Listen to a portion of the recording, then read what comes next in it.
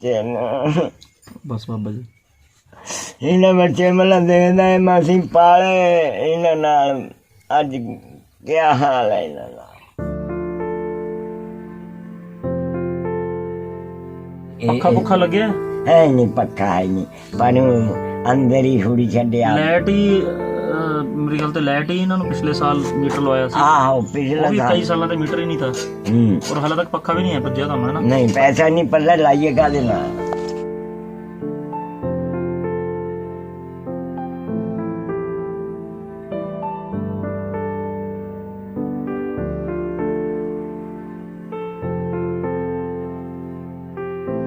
ਇਹਨਾਂ ਮਗਰ ਨਹੀਂ ਮੈਨੂੰ ਦਿਲ ਲੱਗਦਾ ਹੁਣ ਇਹ ਲੱਗ ਮੰਗਦੇ ਉਹ ਲੱਗ ਉਹਦੇ ਪਰ ਲੱਗ ਲੱਗਾ ਕਰਦੇ ਇਹ ਇਹਨਾਂ ਨੂੰ ਵੀ ਦੇਣਾ ਉਹਨਾਂ ਨੂੰ ਵੀ ਦੇਣਾ ਜਿੰਨਾ ਕਰਨੇ ਤੇ ਸਾਰੇ ਆਪਣੀਆਂ ਪੈਨਸ਼ਨਾਂ ਚੋਂ ਤਾਂ ਮੈਂ ਵੀ ਖਾਣਾ ਲਾੜੀਆਂ ਨੂੰ ਵੀ ਦੇਣਾ ਉਹਦਾ ਕਿਹੜਾ ਮਾਲਕ ਬੈਠਿਆ ਮੈਂ ਹੀ ਬਾਬੇ ਦਾ ਮੈਂ ਹੀ ਮਾਂ ਹੈ ਬਾਂਹ ਟੁੱਟੀ ਉਹ ਤੱਕ ਮੁੰਡਾ ਤਾਂ ਹੈ ਨਹੀਂ ਕਿਆ ਕਰੇ ਔਖੇ ਮਰਨਾ ਕਿ ਤੁਸੀਂ ਪਤਾ ਨਹੀਂ ਕਿੱਥੇ ਕਿੱਥੇ ਕਿੰਨਾ ਕਿੰਨਾ ਜਾ ਕੇ ਚੜਾਉਂਦੇ ਹੋ ਕਦੀ ਆਪਣੇ ਆਪ ਦੇ ਵੀ ਪੁੱਛਿਆ ਤੁਸੀਂ ਕਿ ਤੁਹਾਡੇ ਜਿਹੜੀ ਚਾਹੇ ਤੁਸੀਂ ਪ੍ਰਸ਼ਾਸਨ ਨੂੰ ਚੜਾਇਆ ਹੋਵੇ ਚਾਹੇ ਸ਼ਾਸਨ ਨੂੰ ਚੜਾਇਆ ਹੋਵੇ ਕਦੀ ਆਪਣੇ ਆਪ ਤੇ ਪੁੱਛਿਆ ਤੁਹਾਡੇ ਪੈਸੇ ਦਾ ਹੋਇਆ ਕਿਆ ਹੈ ਔਰ ਅਗਰ ਤੁਹਾਨੂੰ ਸਰ ਪਤਾ ਨਹੀਂ ਨਾ ਕਿ ਤੁਹਾਡੇ ਪੈਸੇ ਚੜਿਆ ਕਿੱਥੇ ਲੱਗਿਆ ਕਿੱਥੇ ਤੁਸੀਂ ਬਰਾਬਰ ਦੇ ਭਾਗੀਦਾਰ ਹੈ ਕਾਲਾ ਧਨ 'ਚ ਅਗਰ ਉਹ ਸਹੀ ਜਗ੍ਹਾ ਨਹੀਂ ਲੱਗਿਆ ਕਿ ਨਾ ਕਿ ਮਿਸਯੂਜ਼ ਹੋਇਆ ਉਹਦੇ ਜ਼ਿੰਮੇਦਾਰ ਤੁਸੀਂ ਹੋ ਖੂਨ ਪਸੀਨੇ ਨਾਲ ਕਮਾਈ ਨਾਲ ਤੁਸੀਂ ਪੈਸਾ ਤਾਂ ਕਮਾ ਲੈਂਦੇ ਹੋ ਕਿਦੀ ਰੇੜੀ ਪਰ ਸਬਜ਼ੀ ਲੈਣ ਜਾਵੇ ਉੱਥੇ 5-5 ਰੁਪਏ ਪਿੱਛੇ ਲੜਦੇ ਹੋ ਲੇਕਿਨ ਅਗਰ ਕਿਤੇ ਤੁਸੀਂ ਸਹੀ ਜਗ੍ਹਾ ਡੋਨੇਸ਼ਨ ਦਿੱਤੀ ਵੀ ਹੈ ਔਰ ਤੁਹਾਨੂੰ ਪਤਾ ਹੀ ਨਹੀਂ ਤੁਹਾਡੀ ਡੋਨੇਸ਼ਨ ਦਾ ਕਿਆ ਹੋਇਆ ਹੈ ਤਾਂ ਲਾਂਤਾ ਹੈ ਫਿਰ ਤਾਂ ਪਤਾ ਹੀ ਨਹੀਂ ਤੁਹਾਨੂੰ ਤੁਹਾਡੀ ਡੋਨੇਸ਼ਨ ਦਾ ਗਿਆ ਕਿੱਥੇ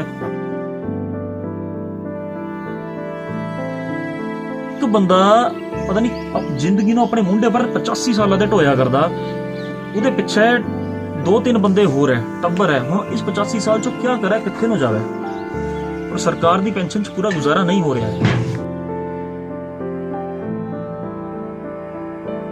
सर पावे प्लीज इन्हां वास्ते जरूर करो अगर नहीं भी कर सकते मेरे भैन भरा ध्यान रखियो मेरी गल दा ध्यान नाल कान ला के सुन लियो नहीं पैसा दे सकते तुसी कोई गल नहीं पैसा तो कोई नहीं मंगदा कम से कम वीडियो शेयर कर दो यार कोई इदां दे बंदे तक तां पहुंच जूगी जिहड़ा मदद करने वास्ते अग्गे आ सकदा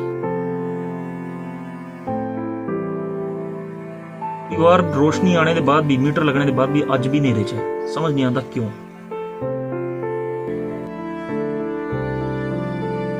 सरकार ने जो पैरामीटर बनाए है सरकार ने जो अपनी योजनाएं बनाई हैं उन्हां विच इन्हां दा नाम पाता होया है बुढ़ापे पेंशन विच लेकिन क्या वो योजनाएं फुलफिल है क्या जिन्ने भत्ते वगैरह महंगाई भत्ते वगैरह जिन्नी फैसिलिटीज मंत्रियों को मिलती है फोन कॉल्स के इन्ने पैसे मिलते हैं मैं कहता इन्होंने तो साल भर के उन्ने नहीं मिलते हैं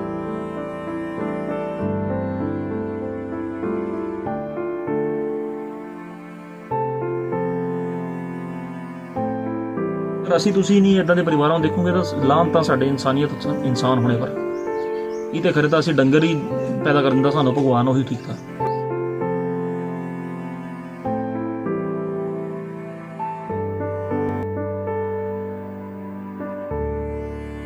बुरे हाल है या तो हुण तुसीं ये कह लो कि मतलब मेरे को शब्द नहीं है इस परिवार वास्ते इस वेले असीं बैठे पिंड भलौण अपना जिला उन्ना हिमाचल प्रदेश बहुत मुश्किल नाल दिन गुजर रहा दिन क्या रातां ही नहीं गुजर रही हैं गुरदास राम जी की उम्र कितनी उम्र हो गई है तुहाडी बाबा जी 85 साल उम्र हो गई है इन्हां दे सिरे पर जिम्मेवारी है अपने पोतियां दी समझ नहीं आंदा कि मतलब हुण रब नूं बुरा आखिए या अपनी किस्मत नूं बुरा आखिए ये जिहड़ा तुसीं देख रहे हो एक कमरा बनिया है 1 साल पहला मेरे मूहरे ही बनिया सी यह वो भी प्रधानमंत्री आवास योजना के अंदर और ये जद बनिया सी तद दा ऐदां ही है मतलब इह च होर कोई चीज़ बदली नहीं गई और उस वेले भी एक किस्सा तां उठिया था क्योंकि उस वेले इन्हां दे घर ही मीटर बिजली का मीटर लगने की लाले पै गए थे काफ़ी टाइम तो मीटर ही नहीं था मतलब हुणे तक भी ये पिछले साल मीटर लग्या है जिहड़ा तुसीं मीटर देख रहे हो बिजली का और स्थिति कुछ ऐदा दी है कि मीटर तो लग गया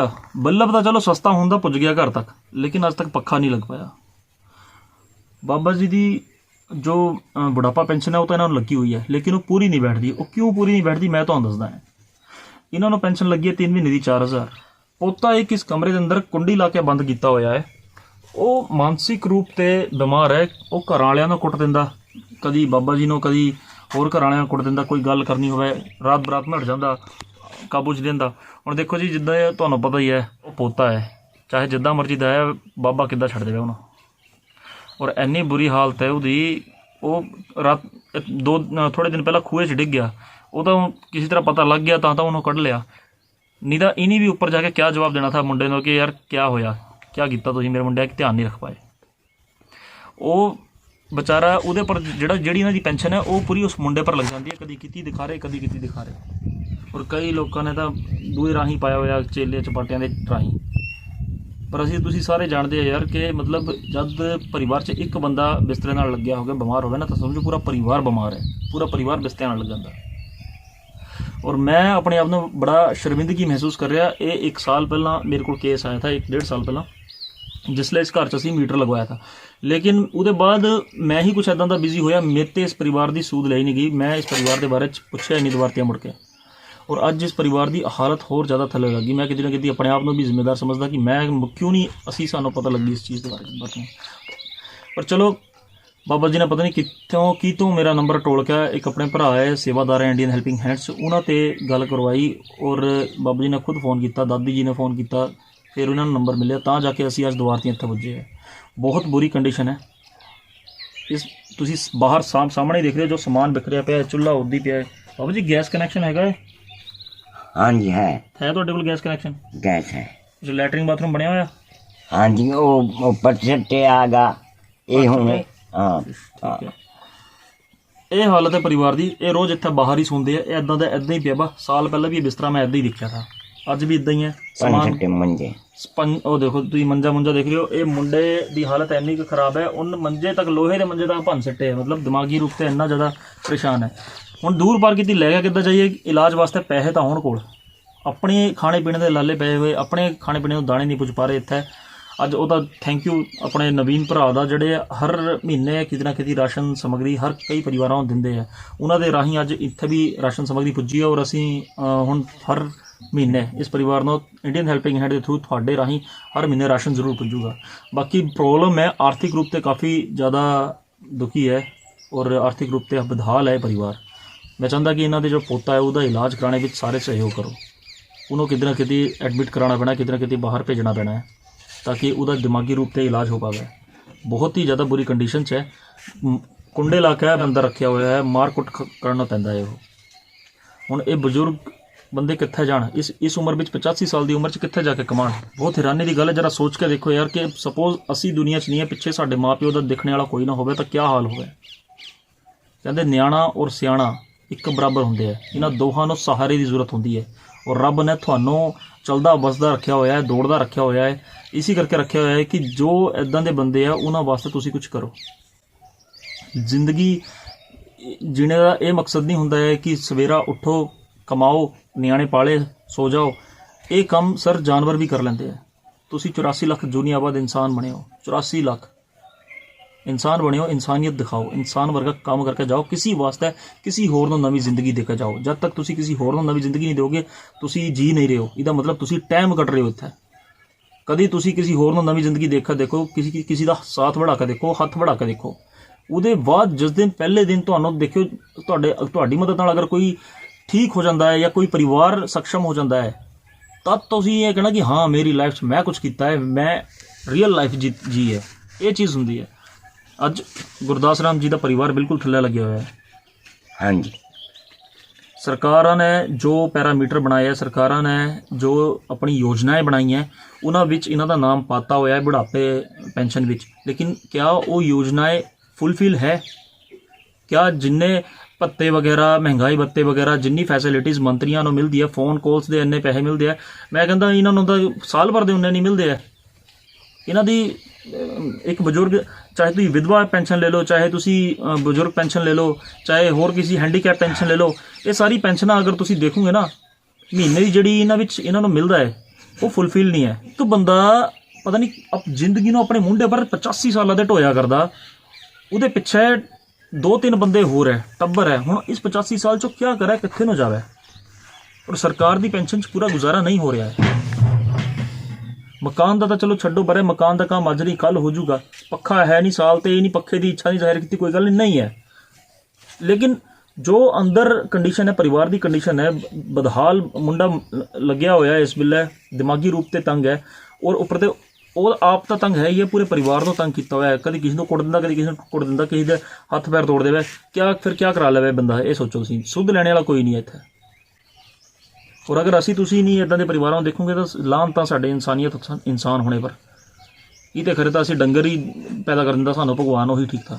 ਰੱਬ ਨੇ ਇਨਸਾਨ ਬਣਾਇਆ, ਕਮ ਸੇ ਕਮ ਇਨਸਾਨੀਅਤ ਵਾਲਾ ਇੱਕ ਕੰਮ ਕਰਕੇ ਜਾਓ। ਮਰਨੇ ਤੋਂ ਪਹਿਲਾਂ ਕਮ ਸੇ ਕਮ ਕੁਛ ਇੱਦਾਂ ਦਾ ਕਰਕੇ ਚੱਲ ਜਾਓ ਕਿ ਉੱਪਰ ਜਾ ਕੇ ਅਗਰ ਕਿਤੇ ਖੜਾ ਵੀ ਹੋਣਾ ਪਵੇ ਤਾਂ ਸਿਰ ਉੱਚਾ ਕਰਕੇ ਖੜੇ ਹੋਈਏ, ਸਿਰ ਝੁਕਾ ਕੇ ਨਹੀਂ। ਚਾਹੇ ਲੱਖੋਂ ਪਾਪ ਹੋਵੇ, ਲੇਕਿਨ ਉਹਨਾਂ 'ਚ ਇੱਕ ਪੁੰਨ ਸਾਨੂੰ ਪਤਾ ਹੈ ਅਸੀਂ ਕੀਤਾ ਵਾ ਹੈ, ਅਸੀਂ ਉਹ ਪੁੰਨ ਦੇ ਉੱਪਰ ਜਾ ਕੇ ਦਲੀਲਾਂ ਦੇ ਸਕਦੇ ਹਾਂ। ਚਾਹੇ ਲੱਖੋਂ ਤੋਂ ਉੱਤੇ ਪਾਪ, ਤੋਂ ਉੱਤੇ ਰੋਜ਼ ਪਾਪ ਹੁੰਦੇ ਆ, ਅਸੀਂ ਰੋਜ਼ ਪਾਪ ਕਰਦੇ ਹਾਂ, ਲੇਕਿਨ ਕਮ ਸੇ ਕਮ ਇੱਕ ਪੁੰਨ ਤਾਂ ਢੰਗ ਦਾ ਕਰੋ। ਕਿਸੇ ਦੀ ਆਪਣੀ ਤਾਂ ਜ਼ਿੰਦਗੀ ਪਤਾ ਨਹੀਂ ਅਸੀਂ ਕਦ ਬਣਾਣੀ, ਕਿੱਦਾਂ ਦੀ ਬਣਾਣੀ, ਬਣਾਇਆ ਵੀ ਕਰਦੇ, ਵਿਗਾੜਿਆ ਕਰਦੇ, ਕਿਸੇ ਦੀ ਜ਼ਿੰਦਗੀ ਦਾ ਬਣਾ ਕੇ ਜਾਓ। ਪਰਿਵਾਰ ਰੋਸ਼ਨੀ ਆਣੇ ਦੇ ਬਾਅਦ ਵੀ, ਮੀਟਰ ਲੱਗਣੇ ਦੇ ਬਾਅਦ ਵੀ ਅੱਜ ਵੀ ਹਨੇਰੇ 'ਚ ਹੈ। ਸਮਝ ਨਹੀਂ ਆਉਂਦਾ ਕਿਉਂ। ਇਹ ਭੁੱਲ ਚੂਕ ਸਾਡੇ ਤੋਂ ਉੱਤੇ ਹੀ ਹੋਈ ਹੈ। ਇਹਦੇ ਵਾਸਤੇ ਜ਼ਿੰਮੇਦਾਰ ਮੈਂ ਖੁਦ ਨੂੰ ਸਮਝਦਾ, ਇਹਦੇ ਵਾਸਤੇ ਤੁਹਾਨੂੰ ਆਪਣੇ ਆਪ ਨੂੰ ਜ਼ਿੰਮੇਦਾਰ ਸਮਝਣਾ ਚਾਹੀਦਾ। ਕਿਆ ਹਾਲਤ ਹੈ ਇਸ ਪਰਿਵਾਰ ਦੀ, ਕਿਆ ਇੰਨਾ ਕੁ ਮਤਲਬ ਪਤਾ ਨਹੀਂ ਕਿੰਨਾ ਤੁਸੀਂ ਦੇਖੋ। ਮੈਂ ਇੱਥੇ ਗੱਲ ਕਰਨਾ ਨਹੀਂ ਚਾਹੁੰਦਾ, ਰਾਜਨੀਤੀ ਵਿੱਚ ਆ ਜਾਂਦੀ ਹੈ। ਮੈਂ ਕਿਸੇ ਪਾਰਟੀ ਨਾਲ ਬਿਲੋਂਗ ਨਹੀਂ ਕਰਦਾ ਹੈ। ਮੈਨੂੰ ਮੇਰੇ ਮੂੰਹ ਪਰ ਆ ਕੇ ਕੱਲ੍ਹ ਨੂੰ ਕੋਈ ਕੁਝ ਕਹਿ ਦੇਵੇ, ਮੈਨੂੰ ਫਰਕ ਨਹੀਂ ਪੈਂਦਾ ਕਿਸੇ ਪਾਰਟੀ ਬਾਰੇ 'ਚ। ਤੁਸੀਂ ਇਹ ਦੇਖੋ ਇੰਨਾ ਕੁ ਫੰਡ ਚੜ੍ਹਦਾ ਹੈ, ਕਦੀ ਕੋਈ ਕੇਅਰ ਫੰਡ ਬਣਾਇਆ ਹੋਇਆ, ਕਿਤੇ ਕੋਈ ਕੇਅਰ ਫੰਡ ਬਣਾਇਆ ਹੋਇਆ, ਕਿ ਕੋਵਿਡ ਟਾਈਮ 'ਚ ਵੀ ਇੰਨਾ ਫੰਡ ਗਿਆ, ਸਭ ਕੁਝ ਗਿਆ, ਕਿਸੇ ਦੀ ਕੋਈ ਜਾਣਕਾਰੀ ਨਹੀਂ ਹੈ। ਲੇਕਿਨ ਕਿਆ ਅਸੀਂ ਇਕੱਠੇ ਹੋ ਕੇ ਇੱਕ ਛੋਟਾ ਜਿਹਾ ਫੰਡ ਇਸ ਪਰਿਵਾਰ ਵਾਸਤੇ ਨਹੀਂ ਇਕੱਠਾ ਕਰ ਸਕਦੇ? ਬਲਕਿ ਤੁਹਾਨੂੰ ਸਾਫ਼ ਕਲੀਅਰ ਪਤਾ ਹੋਣਾ ਉਹਦੇ ਵਿੱਚ ਕਿ ਤੁਹਾਡੀ ਡੋਨੇਸ਼ਨ ਲੱਗੀ ਕਿੱਥੇ ਹੈ, ਤੁਹਾਡਾ ਖੂਨ ਪਸੀਨੇ ਦਾ ਮਿਹਨਤ ਦਾ ਪੈਸਾ ਲੱਗਿਆ ਕਿੱਥੇ ਹੈ। ਅਸੀਂ ਪਤਾ ਨਹੀਂ ਅੱਖਾਂ ਬੰਦ ਕਰਕੇ ਕਿਹੜੀ ਜਗ੍ਹਾ ਡੋਨੇਸ਼ਨਾਂ ਭੇਜ ਦਿੰਦੇ ऑनलाइन, फिर ਉਹਦੇ ਬਾਅਦ ਰਸੀਦਾਂ ਦੱਸਦੇ ਜੀ ਦੇਖੋ हमने इस केयर में इतना फंड दिया, हमने इस केयर में इतना दिया हमने। पर ਕਦੀ ਆਪਣੇ ਆਂਢ ਗੁਆਂਢ ਦੇਖਿਆ ਕਿ ਕਿਹੜਾ ਬਜ਼ੁਰਗ ਖੜਾ ਹੋਇਆ ਵਾ, ਕਿਹੜਾ ਲੰਮਾ ਪਿਆ ਵਾ, ਕਿਹੜਾ ਵਿਚਾਰਾ ਕਿਸ ਦਸ਼ਾ ਵਿੱਚ ਹੈ, ਕਿੱਥੇ ਪੁੱਜਿਆ ਹੋਇਆ? ਤੁਹਾਨੂੰ ਸੁਝਦਾ ਵੀ ਹੈ ਨਹੀਂ, ਹੈ ਨਾ? ਇਹ ਪਬਲਿਕ ਨਹੀਂ ਮੈਂ ਬਾਹਰ ਆਉਂਦਾ। ਸ਼ਰਮ ਵਾਲੀ ਗੱਲ ਹੈ ਸਾਡੇ ਵਾਸਤੇ ਕਿ ਸਾਡੇ ਆਂਢ ਗੁਆਂਢ ਜਿਹੜੇ ਹੈ ਉਹ ਵਿਚਾਰੇ ਭੁੱਖੇ ਮਰਿਆ ਕਰਦੇ, ਉਹਨਾਂ ਨੂੰ ਦੇਖਣ ਵਾਲਾ ਕੋਈ ਨਹੀਂ ਹੈ। ਔਰ ਅਸੀਂ ਗੱਲਾਂ ਬੜੀਆਂ ਕਰਦੇ, ਔਰ ਸੋਸ਼ਲ ਸਾਈਟਸ ਪਰ ਬੜੇ ਮੈਸੇਜ ਪਾਉਂਦੇ, ਬੜੀਆਂ ਪੋਸਟਾਂ ਪਾਉਂਦੇ, ਆਪਣੀ ਦਲੇਰੀਆਂ ਦੱਸਦੇ। ਤੁਸੀਂ ਸ਼ਰਮ ਵਾਲੀ ਗੱਲ ਹੈ ਸਰ। ਦਲੇਰੀਆਂ ਉੱਥੇ ਨਹੀਂ, ਗਰਾਊਂਡ 'ਚ ਦੱਸੋ ਆ ਕੇ, ਫੀਲਡ ਵਿੱਚ ਦੱਸੋ ਆ ਕੇ, ਉਤਰੋ ਜ਼ਮੀਨ ਪਰ। ਸਾਨੂੰ ਕਿਸੇ ਨੇਤਾ ਦੀ ਜ਼ਰੂਰਤ ਨਹੀਂ ਪੈਣੀ ਹੈ। ਜੇ ਤੁਸੀਂ ਖੁਦ ਕੰਮ ਕਰਨ ਲੱਗ ਪਏ ਨਾ, ਸਰਕਾਰਾਂ ਤੁਹਾਡੇ ਭਰੋਸੇ ਚੱਲਦੀਆਂ, ਸਰਕਾਰਾਂ ਦੇ ਭਰੋਸੇ ਨਹੀਂ ਤੁਸੀਂ ਚੱਲਦੇ। ਇਹ ਸਰਕਾਰਾਂ ਹੀ ਹੈ ਜਿਹੜੀ ਤੁਹਾਡੇ ਸਾਰਿਆਂ ਦੇ ਪੈਸੇ ਪਰ ਚੱਲਦੀਆਂ ਹੈ। ਸਰਕਾਰ ਕੋਈ ਨਵਾਂ ਪੈਸਾ ਨਹੀਂ ਤੁਹਾਨੂੰ ਲਿਆ ਕੇ ਦਿੰਦੀ ਗੀ, ਤੇ ਉਹ ਤੁਹਾਤੇ ਹੀ ਲੈਂਦੀ ਹੈ, ਤੁਹਾਨੂੰ ਹੀ ਦਿੰਦੀ ਹੈ। ਔਰ ਅਸੀਂ ਆਪਣੇ ਲੋਕਲ ਇੱਕ ਬਜ਼ੁਰਗ ਦੀ, ਇੱਕ ਪਰਿਵਾਰ ਦੀ ਮਦਦ ਨਹੀਂ ਕਰ ਸਕਦੇ। ਇਹ ਤਾਂ ਬੜੀ ਮਤਲਬ ਮੈਂ ਕਹਿੰਦਾ ਕਿ ਗਾਲ ਵੀ ਕੱਢਣੀ ਦੀ ਜ਼ਰੂਰਤ ਨਹੀਂ ਹੈ। ਫਿਰ ਤਾਂ ਇਹ ਆਪਣੇ ਆਪ ਇੱਕ ਗਾਲ ਹੈ ਸਾਡੇ ਵਾਸਤੇ। ਬਹੁਤ ਬੁਰੀ ਹਾਲਤ ਹੈ ਇਸ ਪਰਿਵਾਰ ਦੀ। ਤਕਨੀਆਂ ਹੁਣ ਵੀ ਦਾਦੀ ਮੇਰੇ ਖਿਆਲ ਤੇ ਆਟਾ ਲੈਣ ਗਈ ਹੈ, ਉਹ ਵੀ ਉਧਾਰਾ, ਬਾਬਾ ਜੀ ਨੇ ਦੱਸਿਆ। ਮਤਲਬ ਇਹਨਾਂ ਨੇ ਮੈਨੂੰ ਕਾਲ ਕੀਤੀ ਸੀ ਹਫ਼ਤੇ ਪਹਿਲਾਂ, ਮੇਰੇ ਕੋਲ ਟਾਈਮ ਥੋੜਾ ਕੰਜਸਟਡ ਥਾ, ਮੈਂ ਕਿਹਾ ਜਾ ਕੇ ਮਿਲੂੰਗਾ ਜ਼ਰੂਰ। ਲੇਕਿਨ ਇੱਥੇ ਆ ਕੇ ਦੇਖਿਆ ਤਾਂ ਮੈਂ ਖੁਦ ਨੂੰ ਗੁਨਹਗਾਰ ਸਮਝਦਾ ਕਿ ਮੈਂ ਮਤਲਬ ਟਾਈਮ ਤੇ ਕਿਉਂ ਨਹੀਂ ਪੁੱਜਿਆ। ਇੰਨਾ ਟਾਈਮ ਹੋ ਗਿਆ, ਪਤਾ ਨਹੀਂ ਕਿੱਦਾਂ ਇਹ ਨਹੀਂ ਪਿਛਲਾ ਸਾਲ ਵੀ ਬਦਹਾਲੀ ਵਿੱਚ ਪੂਰਾ ਸਾਲ ਕੱਟਿਆ ਹੈ। ਬਹੁਤ ਬੇਰਹਿਮੀ ਜੀ ਮਹਿਸੂਸ ਹੋ ਰਹੀ ਹੈ ਇੱਥੇ, ਬਹੁਤ ਜ਼ਿਆਦਾ। ਮਤਲਬ ਇੱਥੇ ਮੈਂ ਰੱਬ ਨੂੰ ਵੀ ਕੀ ਅਰਦਾਸ ਕਰਾਂ। ਹੁਣ ਤਾਂ ਚਲੋ ਜਿਹੜਾ ਲਿਖ ਪਾਇਆ ਹੈ ਉਹਨਾਂ ਕੁਝ ਸੋਚ ਕੇ ਪਾਇਆ ਹੈ, ਅਸੀਂ ਉਹਨਾਂ ਕਿੱਥੇ ਪੁੱਛ ਸਕਦੇ ਹਾਂ, ਪਰ ਫਿਰ ਵੀ ਦੇਖ ਕੇ ਦਿਲ ਦੁਖਦਾ ਹੈ। ਔਰ ਰੱਬ ਵੀ ਇਹ ਚੀਜ਼ ਦੇਖਦਾ ਹੋਣਾ ਕਿ ਸਾਨੂੰ ਇਨਸਾਨ ਬਣਾਇਆ, ਸਾਡੇ ਮੂਹਰੇ ਇੰਨਾ ਕੁਝ ਹੋ ਰਿਹਾ, ਅਸੀਂ ਚੁੱਪਚਾਪ ਬੈਠੇ ਹਾਂ। ਕੱਲ੍ਹ ਨੂੰ ਕੋਈ ਕਿਸੇ ਜਾਨਵਰ ਨੂੰ ਪੱਥਰ ਮਾਰ ਦਿੰਦਾ ਹੈ, ਜਾਨਵਰ ਰੋਂਦਾ ਹੈ, ਆਵਾਜ਼ ਕਰਦਾ ਹੈ, ਉਸ ਵੇਲੇ ਸਾਡਾ ਦਿਲ ਪਸੀਜ ਜਾਂਦਾ ਕਿ ਕਾਹਨੂੰ ਮਾਰਿਆ ਯਾਰ। ਔਰ ਇੱਥੇ ਇਨਸਾਨ ਸਰੇਆਮ ਅੱਖਾਂ ਮੂਹਰੇ ਮਰ ਰਿਹਾ ਹੈ, ਉਹਦੇ ਵਾਸਤੇ ਕਿਸੇ ਦਾ ਦਿਲ ਨਹੀਂ ਪਸੀਜਦਾ, ਉਹਦੇ ਵਾਸਤੇ ਕੋਈ ਨਹੀਂ ਆਵਾਜ਼ ਚੱਕਦਾ। ਇੱਕ ਪੱਖਾ ਤੱਕ ਨਹੀਂ ਲੱਗਿਆ ਅੱਜ ਤੱਕ ਇਹਨਾਂ ਦੇ ਘਰੀ। ਮੀਟਰ ਵੀ ਕਹਿ ਕੋ ਆ ਕੇ ਕਿਸੇ ਤਰੀਕੇ ਨਾਲ ਬੜੀ ਮੁਸ਼ਕਲਾਂ ਲਗਵਾਇਆ ਸੀ, ਔਰ ਅੱਜ ਤੱਕ ਇੱਕ ਪੱਖਾ ਵੀ ਨਹੀਂ ਪੁੱਜ ਪਾਇਆ ਇਹਨਾਂ ਦੇ ਘਰੀ। ਆਮਦਨੀ ਤੁਸੀਂ ਖੁਦ ਸੋਚ ਲਓ ਕਿਆ ਹੈ ਘਰ ਦੀ। ਫਿਲਹਾਲ ਮੈਂ ਚਾਹੁੰਦਾ ਕਿ ਤੁਸੀਂ ਗੁਰਦਾਸ ਰਾਮ ਜੀ ਦੀ ਮਦਦ ਕਰੋ, ਔਰ ਇਹਨਾਂ ਵਾਸਤੇ ਤੁਹਾਡੇ ਜੋ ਵੀ ਸਰ ਪਾਵੇ, ਚਾਹੇ ਤੁਸੀਂ ਮੈਂ ਕਹਿੰਦਾ 10 ਦਿਓ 20 ਦਿਓ, ਜਿੰਨਾ ਵੀ ਜੋ ਵੀ ਸਰ ਪਾਵੇ, ਅਕਾਊਂਟ ਡਿਟੇਲ ਤੁਹਾਡੇ ਮੂਹਰੇ ਹੈ, ਜੋ ਵੀ ਸਰ ਪਾਵੇ ਪਲੀਜ਼ ਇਹਨਾਂ ਵਾਸਤੇ ਜ਼ਰੂਰ ਕਰੋ। ਅਗਰ ਨਹੀਂ ਵੀ ਕਰ ਸਕਦੇ ਮੇਰੇ ਭੈਣ ਭਰਾ ਧਿਆਨ ਰੱਖਿਓ, ਮੇਰੀ ਗੱਲ ਦਾ ਧਿਆਨ ਨਾਲ ਕੰਨ ਲਾ ਕੇ ਸੁਣ ਲਿਓ। ਨਹੀਂ ਪੈਸਾ ਦੇ ਸਕਦੇ ਤੁਸੀਂ, ਕੋਈ ਗੱਲ ਨਹੀਂ, ਪੈਸਾ ਤੁਹਾਡੇ ਕੋਈ ਨਹੀਂ ਮੰਗਦਾ। ਕਮ ਸੇ ਕਮ ਵੀਡੀਓ ਸ਼ੇਅਰ ਕਰ ਦਿਓ ਯਾਰ, ਕੋਈ ਇੱਦਾਂ ਦੇ ਬੰਦੇ ਤੱਕ ਤਾਂ ਪਹੁੰਚ ਜੂਗੀ ਜਿਹੜਾ ਮਦਦ ਕਰਨ ਵਾਸਤੇ ਅੱਗੇ ਆ ਸਕਦਾ। ਇਹਨਾਂ ਦੇ ਚਿਹਰੇ ਦਿਖਾ ਕੇ ਤੁਹਾਤੇ ਮੈਂ ਵਾਹ-ਵਾਹੀ ਨਹੀਂ ਲੁੱਟਣਾ ਚਾਹੁੰਦਾ, ਜਾਂ ਮੈਂ ਇਹ ਨਹੀਂ ਚਾਹੁੰਦਾ ਕਿ ਤੁਸੀਂ ਮੇਰੀਆਂ ਤਾਰੀਫਾਂ ਕਰੋ ਉਹਦੇ ਪਰ। 7 ਸਾਲ 6 ਤੇ 7 ਸਾਲ ਹੋ ਗਏ ਇਸ NGO ਨੂੰ ਚਲਾਉਂਦੇ ਨੂੰ। ਅਗਰ ਮਕਸਦ ਕੁਝ ਹੋਰ ਹੁੰਦਾ ਉਹ ਹੁਣੇ ਨੂੰ ਪੂਰਾ ਕਰ ਲੈਣਾ ਥਾ। ਮਕਸਦ ਸਿਰਫ ਇੰਨਾ ਹੈ ਕਿ ਡਾਇਰੈਕਟ ਹੈਲਪ ਹੋਵੇ, ਸਿੱਧੀ ਮਦਦ ਪੁੱਜੇ ਪਰਿਵਾਰ ਤੱਕ, ਕਿਉਂਕਿ ਤੁਸੀਂ ਪਤਾ ਨਹੀਂ ਕਿੱਥੇ ਕਿੰਨਾ ਜਾ ਕੇ ਚੜਾਉਂਦੇ ਹੋ। ਕਦੀ ਆਪਣੇ ਆਪ ਦੇ ਵੀ ਪੁੱਛਿਆ ਤੁਸੀਂ ਕਿ ਤੁਹਾਡੇ ਜਿਹੜੀ ਤੁਸੀਂ ਚੜਾਈ ਹੋਈ ਅਸੀਂ ਪ੍ਰਸ਼ਾਸਨ ਨੂੰ ਚੜਾਇਆ ਹੋਵੇ ਚਾਹੇ ਸ਼ਾਸਨ ਨੂੰ ਚੜਾਇਆ ਹੋਵੇ, ਕਦੀ ਆਪਣੇ ਆਪ ਤੇ ਪੁੱਛਿਆ ਤੁਹਾਡੇ ਪੈਸੇ ਦਾ ਹੋਇਆ ਕਿਆ ਹੈ? ਔਰ ਅਗਰ ਤੁਹਾਨੂੰ ਸਰ ਪਤਾ ਨਹੀਂ ਨਾ ਕਿ ਤੁਹਾਡੇ ਪੈਸੇ ਚੜਿਆ ਕਿੱਥੇ, ਲੱਗਿਆ ਕਿੱਥੇ, ਤੁਸੀਂ ਬਰਾਬਰ ਦੇ ਭਾਗੀਦਾਰ ਹੈ ਕਾਲਾ ਧਨ 'ਚ, ਕਿਉਂਕਿ ਉਹ ਕਾਲਾ ਧਨ ਨਹੀਂ ਬਣਦਾ ਅੱਗੇ ਜਾ ਕੇ। ਸਪੋਜ਼ ਅਗਰ ਉਹ ਸਹੀ ਜਗ੍ਹਾ ਨਹੀਂ ਲੱਗਿਆ, ਕਿਸੇ ਨਾ ਕਿਸੇ ਮਿਸਯੂਜ਼ ਹੋਇਆ ਉਹਦੇ ਜ਼ਿੰਮੇਦਾਰ ਤੁਸੀਂ ਹੋ। ਖੂਨ ਪਸੀਨੇ ਨਾਲ ਕਮਾਈ ਨਾਲ ਤੁਸੀਂ ਪੈਸਾ ਤਾਂ ਕਮਾ ਲੈਂਦੇ ਹੋ, ਕਿਤੇ ਰੇਹੜੀ ਪਰ ਸਬਜ਼ੀ ਲੈਣ ਜਾਵੇ ਉੱਥੇ 5-5 ਰੁਪਏ ਪਿੱਛੇ ਲੜਦੇ ਹੋ, ਲੇਕਿਨ ਅਗਰ ਕਿਤੇ ਤੁਸੀਂ ਸਹੀ ਜਗ੍ਹਾ ਡੋਨੇਸ਼ਨ ਦਿੱਤੀ ਵੀ ਹੈ ਔਰ ਤੁਹਾਨੂੰ ਪਤਾ ਹੀ ਨਹੀਂ ਹੈ ਤੁਹਾਡੀ ਡੋਨੇਸ਼ਨ ਦਾ ਕਿਆ ਹੋਇਆ ਹੈ, ਤਾਂ ਲਾਂਤਾ ਹੈ, ਫਿਰ ਤਾਂ ਪਤਾ ਹੀ ਨਹੀਂ ਹੈ ਤੁਹਾਨੂੰ ਤੁਹਾਡੀ ਡੋਨੇਸ਼ਨ ਦਾ ਗਿਆ ਕਿੱਥੇ। ਪੁਰਾਣਿਆਂ ਕਰਮਾਂ ਪਰ ਚੱਲਿਓ ਕਿ ਹਾਂ ਜੀ ਦਾਨ ਕਰ ਦਿਓ, ਲੇਕਿਨ ਇਹ ਨਾ ਦੇਖੋ ਗਿਆ ਕਿੱਥੇ, ਪੁੱਜਿਆ ਕਿੱਥੇ, ਬਸ ਸੱਚੇ ਮਨ ਨਾਲ ਦਾਨ ਕਰ ਦਿਓ। ਸਰ ਦਾਨ ਸਿਰਫ ਪੈਸੇ ਦਾ ਨਹੀਂ ਹੁੰਦਾ ਹੈ, ਦਾਨ ਸ਼ਰਮ ਦਾ ਵੀ ਹੁੰਦਾ ਹੈ, ਆਪਣੀ ਮਿਹਨਤ ਦਾ ਵੀ ਹੁੰਦਾ ਹੈ। ਕਮ ਸੇ ਕਮ ਥੋੜੀ ਜਿਹੀ ਮਿਹਨਤ ਉਹਦੇ ਪਿੱਛੇ ਲਗਾ ਲਓ ਸਰ, ਪੁੱਛ ਲਓ ਸਾਡੀ ਡੋਨੇਸ਼ਨ ਦਾ ਬਣਿਆ ਕਿਆ। ਆ ਤੁਹਾਡੇ ਮੂਹਰੇ ਅਕਾਊਂਟ ਨੰਬਰ ਦਿੱਤਾ ਹੋਇਆ ਹੈ, ਔਰ ਪਰਿਵਾਰ ਇੰਨਾ ਕੁ ਨੀਡੀ ਹੈ, ਬਾਬਾ ਜੀ ਦਾ ਮੇਰੇ ਤੇ ਦਿਖ ਨਹੀਂ ਹੋਇਆ, ਕਿਉਂਕਿ ਮੈਂ ਖੁਦ ਪਰੇਸ਼ਾਨ ਹੈ, ਸੋਚਿਆ ਕਰਦਾ ਕਿ ਕਿੱਦਾਂ, ਮਤਲਬ ਮੈਂ ਕੋਸ ਤਾਂ ਰਿਹਾ ਆਪਣੇ ਆਪ ਨੂੰ, ਪਰ ਮੈਂ ਕੁਝ ਕਰ ਨਹੀਂ ਸਕਦਾ। ਤੁਹਾਡੀ ਸਹਾਇਤਾ ਦੇ ਬਿਨਾਂ ਤਾਂ ਬਿਲਕੁਲ ਨਹੀਂ ਕੁਝ ਕਰ ਸਕਦਾ ਮੈਂ। ਹਰ ਮਹੀਨੇ ਦਾ ਰਾਸ਼ਨ ਇਹਨਾਂ ਨੂੰ ਚਾਹੀਦਾ ਹੈ, ਔਰ ਉਹਦੇ ਬਾਅਦ ਜੋ ਬੱਚਾ ਹੈ ਅੰਦਰ ਇਹਦਾ ਪੋਤਾ ਹੈ ਉਹਦੇ ਇਲਾਜ ਵਾਸਤੇ ਸਾਨੂੰ ਪਲੀਜ਼ ਮੈਂ ਚਾਹੁੰਦਾ ਕਿ ਤੁਸੀਂ ਖੁਦ ਹੀ ਗਾਈਡ ਕਰੋ। ਮਾਨਸਿਕ ਰੂਪ ਤੇ ਤੰਗ ਹੈ ਤੇ ਕਿੱਥੇ ਉਹਨੂੰ ਦਿਖਾਉਣਾ ਚਾਹੀਦਾ ਹੈ। ਫਿਲਹਾਲ ਅਸੀਂ ਆਪ ਤਾਂ ਕੋਸ਼ਿਸ਼ ਕਰੂੰਗੇ ਪਰ ਉਹਦੇ ਇਲਾਜ ਵਾਸਤੇ ਵੀ ਸੇਵਾ ਚਾਹੀਦੀ ਹੈ। ਹੁਣ ਕਿੰਨੀ ਸੇਵਾ ਲੱਗਣੀ ਇਹ ਮੈਂ ਨਹੀਂ ਕਰ ਸਕਦਾ, ਪਰ ਸਟਾਰਟਅਪ ਅਮਾਊਂਟ ਕੁਛ ਤਾਂ ਚਾਹੀਦਾ ਹੈ। ਤੁਹਾਡੇ ਮੂਹਰੇ ਅਕਾਊਂਟ ਨੰਬਰ ਹੈ ਇਸ ਪਰਿਵਾਰ ਦਾ, ਪਲੀਜ਼ ਤੁਹਾਡੇ ਹੱਥ ਜੋੜ ਕੇ ਰਿਕੁਐਸਟ ਹੈ, ਇਹਨਾਂ ਵਾਸਤੇ ਐਦਾਂ ਦੇ ਬੰਦਿਆਂ ਵਾਸਤੇ ਅੱਗੇ ਆਇਆ ਕਰੋ। ਅਸੀਂ ਆਪਣੇ ਵਾਸਤੇ ਨਹੀਂ ਮੰਗਦੇ ਤੁਹਾਡੇ, ਅਸੀਂ ਮੰਗਦੇ ਤਾਂ ਸਿੱਧਾ ਡਾਇਰੈਕਟ ਇਹਨਾਂ ਵਾਸਤੇ ਮੰਗਦੇ ਆ। ਤੇ ਸਾਰੇ ਦੇ ਹੱਥ ਜੋੜ ਕੇ ਬੇਨਤੀ ਹੈ, ਪਲੀਜ਼ ਸਾਹਮਣੇ ਆਓ, ਸਾਥ ਦਿਓ ਗੁਰਦਾਸ ਰਾਮ ਜੀ ਦਾ। ਪਿੰਡ ਬਲੌਣ, ਤਹਿਸੀਲ ਜੋਲ, district Una, Himachal Pradesh. Please contact number ਦਿੱਤਾ ਹੋਇਆ ਮੇਰਾ, ਅਗਰ ਬਾਬਾ ਜੀ ਕੋਲ ਤਾਂ ਫੋਨ ਹੈ ਨਹੀਂ, ਕੰਟੈਕਟ ਨੰਬਰ ਆਪਣਾ ਦਿੱਤਾ ਹੋਇਆ ਮੈਂ, ਅਗਰ ਕੋਈ ਤੁਹਾਨੂੰ ਅਪਡੇਸ਼ਨ ਚਾਹੀਦੀ ਤਾਂ ਫਿਰ ਜ਼ਰੂਰ ਲਓ। Thank you so much. ਔਰ ਇੱਕ ਗੱਲ ਹਮੇਸ਼ਾ ਤੁਹਾਨੂੰ ਮੈਂ ਬੋਲਦਾ, ਉਹ ਹਮੇਸ਼ਾ ਯਾਦ ਰੱਖੋ, ਇਨਸਾਨੀਅਤ ਤੇ ਵੱਡਾ ਕੋਈ ਧਰਮ ਨਹੀਂ, ਸੇਵਾ ਤੇ ਵੱਡਾ ਕੋਈ ਕਰਮ ਨਹੀਂ। ਜੈ ਹਿੰਦ, ਜੈ ਹਿਮਾਚਲ।